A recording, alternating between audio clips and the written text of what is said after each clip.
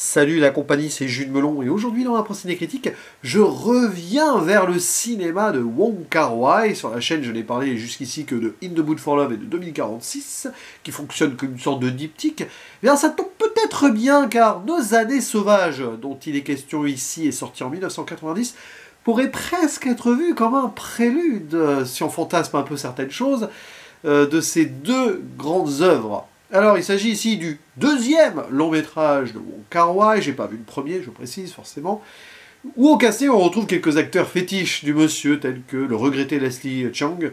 Maggie Cheung aussi est présente, de même que Jackie Cheung. Alors attention, il n'y a pas de lien de parenté, ils ont le même nom de famille, mais voilà.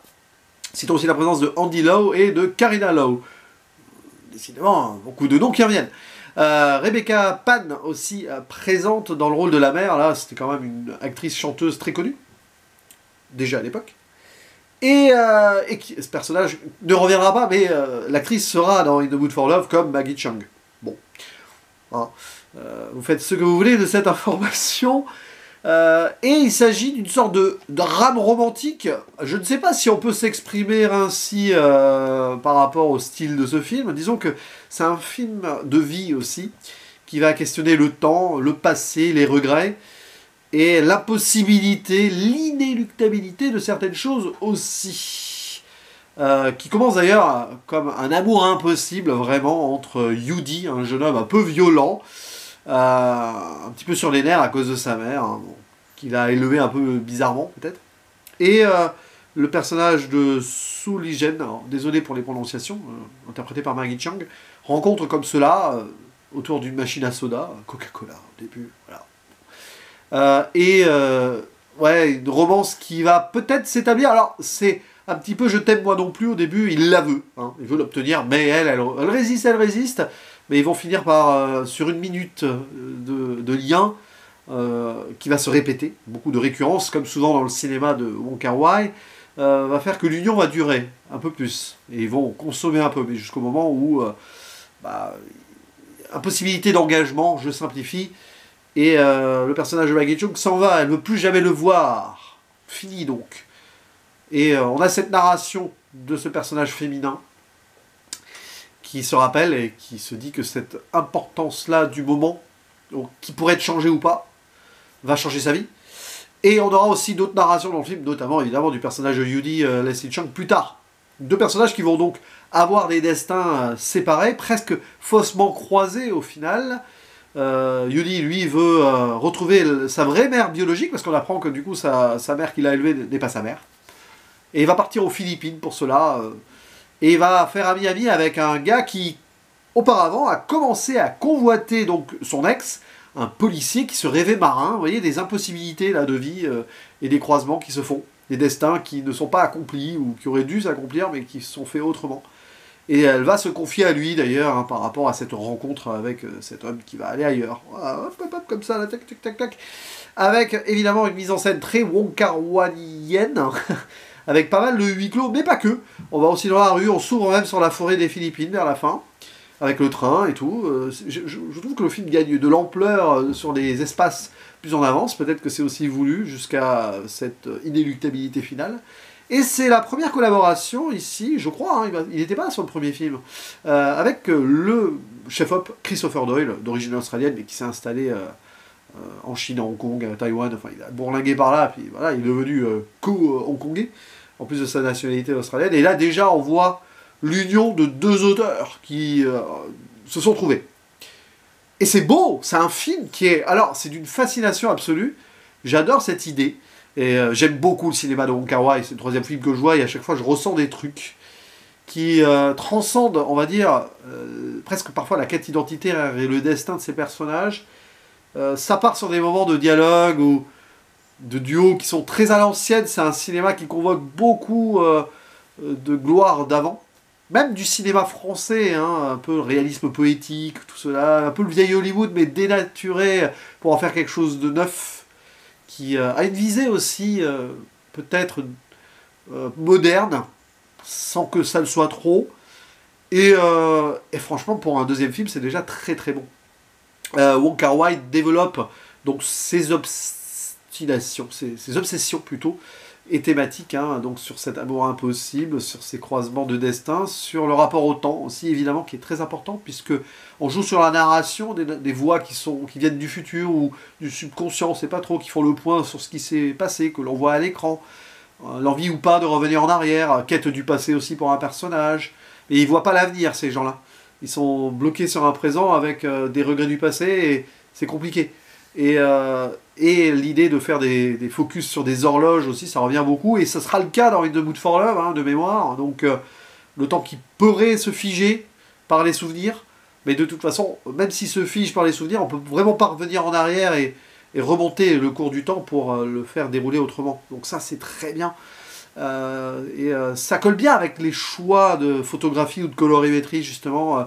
Par exemple, cette rencontre entre donc, le personnage féminin principal qui s'est fait éconduire, enfin, qui n'a pas pu vivre cet amour avec le personnage masculin principal. Cette rencontre avec le flic qui veut devenir marin est très passionnante.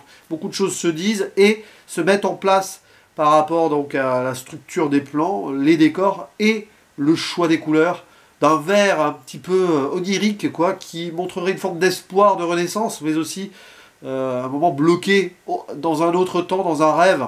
Enfin, d'ailleurs, là aussi, impossibilité d'avoir entre les deux, de toute façon, puisque elle n'a pas pu vivre ce qu'elle voulait avec l'autre, avec lui non plus. Lui, il a d'autres aspirations, et à un moment, il va choisir un autre destin, qui va d'ailleurs le remettre sur le chemin, enfin, indirectement, les deux hommes qu'elle a aimés, quoi, en quelques minutes, sur un temps particulier, vont se retrouver à la fin et céder.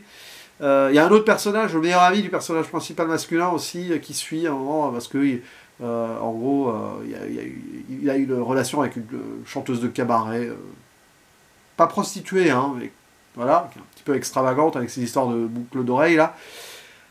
Et beaucoup de trucs qui, elle, va poursuivre cet homme, et l'autre qui est intéressé aussi, il y a une sorte de boucle dedans qui ne se refermera jamais vraiment, de toute façon. Et j'en reviens au moment poétique dans cette rue avec le flic marin, là, enfin, futur marin potentiel. Il y a cette cabine téléphonique aussi qui est là, qui pourrait donner une porte de sortie. C'est pas Doctor Who, hein. Jouer sur le temps avec une cabine téléphonique, c'est amusant, sur le papier. Mais c'est... ça me fait rire. Mais c'est voilà, cette idée que, à un moment, si elle sonne, il y aura un espoir, mais à un moment, elle sonnera, mais il n'y aura personne au bout du film, de toute façon. On le sait, on le sent. Et c'est vraiment très riche, hein.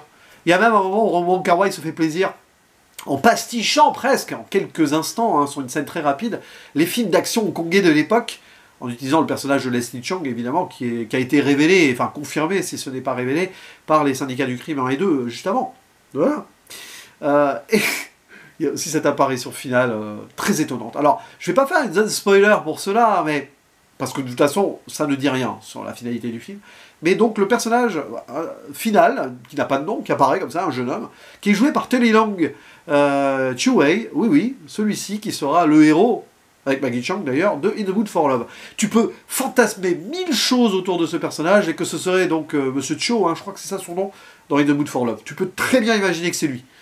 Voilà, pour que ce destin-là croisera le personnage Maggie Cheung qui est autre. Peut-être qu'elle aurait changé de nom ou pas, en fait, mais bon... une autre incarnation, si vous voulez.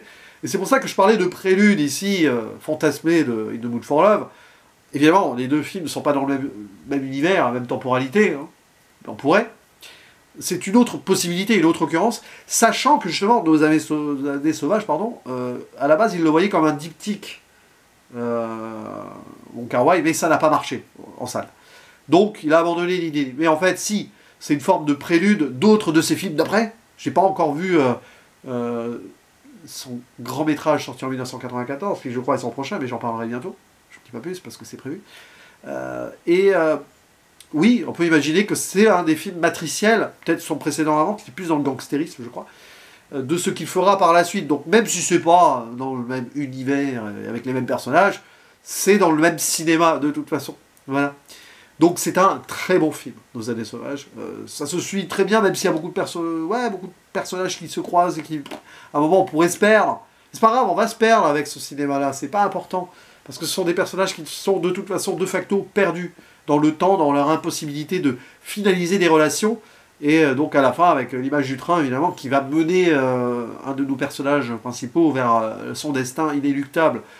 C'est assez évident, mais c'est très bien construit et on n'est pas dans des codes stéréotypés pour autant. Il y a quelque chose d'autre avec Wong Kar-wai. Même si on reconnaît certains tropes, évidemment, qu'on retrouvera dans d'autres cinémas avant ou après, et dans le sien. Donc n'hésitez pas à dire en commentaire ce que vous pensez de ce film-là, que je suis content d'avoir découvert, et on en parle, voilà. N'hésitez pas à ouvrir sur le cinéma de Wong Kar-wai, parce que je suis loin d'avoir encore découvert toutes ces œuvres. Vous l'avez compris. Je vous dis à la prochaine, ciao.